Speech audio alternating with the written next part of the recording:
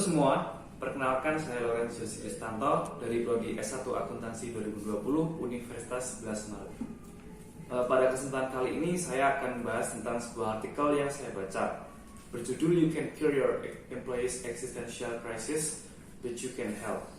Artikel ini menjelaskan tentang bagaimana seorang manajer harus memahami dan mensupport kebutuhan eksistensional karyawan mereka supaya para karyawan mendapat makna dari pekerjaan mereka dan perusahaan tetap dapat mempertahankan pekerja di masa pandemi ini.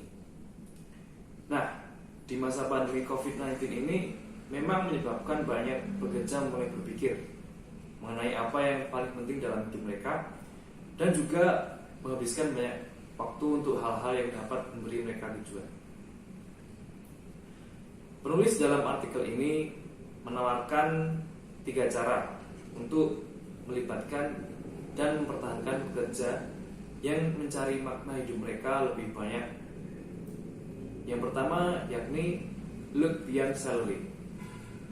Manajer perlu melihat beberapa faktor di luar gaji dan tunjangan material, seperti memikirkan hal apa yang baik untuk membantu karyawan memenuhi kebutuhan makna mereka dalam kehidupan. Contohnya, manajer dapat mendukung keinginan pekerja untuk memiliki kehidupan pekerjaan dan di luar pekerjaan yang seimbang atau yang biasa kita sebut work-life balance. Selain itu, para manajer juga dapat mengenalkan budaya yang menghargai waktu di luar kerja karyawan dengan menciptakan batasan yang jelas antara jam kerja dan waktu pribadi, seperti tidak mengirim pesan atau email kepada karyawan di luar jam kerja. Semakin banyak manajer dapat membantu mendukung keinginan karyawan untuk menyeimbangkan pekerjaan dengan memiliki kehidupan yang memuaskan di luar pekerjaan, maka semakin besar kemungkinan mereka untuk menarik dan mempertahankan karyawan. Dan semakin besar kemungkinan karyawan tersebut akan senang dan terlibat di tempat kerja. Saya sepakat dengan poin pertama yang dijelaskan oleh penulis. Karena pada masa sekarang ini memang kian banyak karyawan yang mulai mengalami krisis eksistensial ini. Hal ini sebenarnya tidak hanya terjadi di kalangan pekerja saja, namun juga terjadi pada pelajar atau mahasiswa yang memberlakukan sistem study from home, di mana aktivitas sosial mereka juga terdampak karena pandemi ini, yang pada akhirnya membuat mereka kerap mengalami kesepian karena tidak memiliki teman dan ketakutan-ketakutan lainnya yang bisa saja terjadi di masa depan apabila pandemi ini tidak segera usai.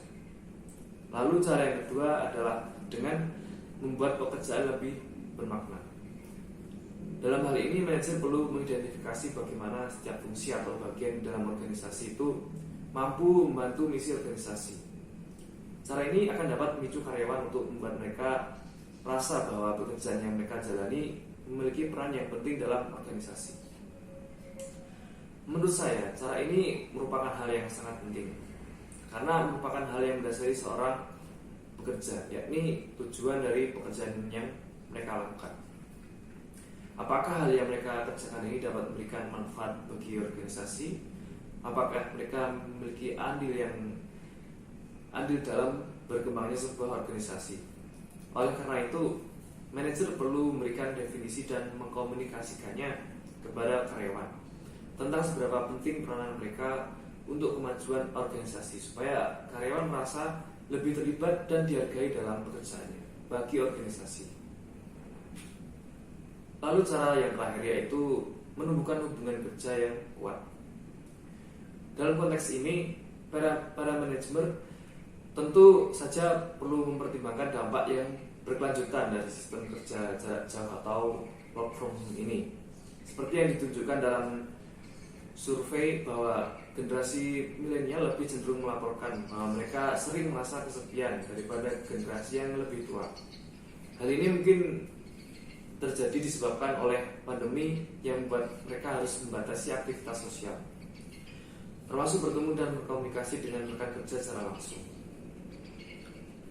Pekerjaan jarak jauh mungkin terdengar menarik karena dapat memberikan lebih banyak kebebasan di mana mereka tinggal, menghemat waktu perjalanan kerja, dan pada umumnya memberikan lebih banyak fleksibilitas lainnya.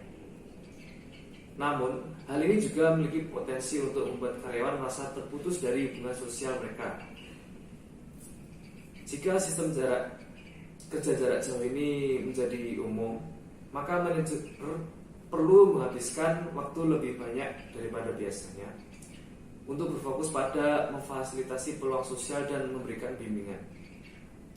Contohnya mengorganisir secara langsung kegiatan sosial yang memungkinkan karyawan untuk mengenal satu sama lain, seperti meluangkan waktu tertentu untuk manajer dan anggota tim membicarakan proyek, mengadakan online meeting reguler, dan sebagainya. Nah, menurut saya cara ini tentu saja juga perlu dipertimbangkan bagi para manajer dalam menumbuhkan hubungan kerja, karena hubungan kerja yang kuat dan solid serta komunikatif akan membawa banyak manfaat bagi perusahaan, seperti meminimalkan risiko miskomunikasi dan mispersepsi antar karyawan dalam melaksanakan sebuah pekerjaan. Sekian dari saya mengenai pembahasan artikel yang berjudul You Can Cure Your Employees' Existential Crisis, but You Can Help. Semoga dapat bermanfaat bagi kalian semua yang menonton ini.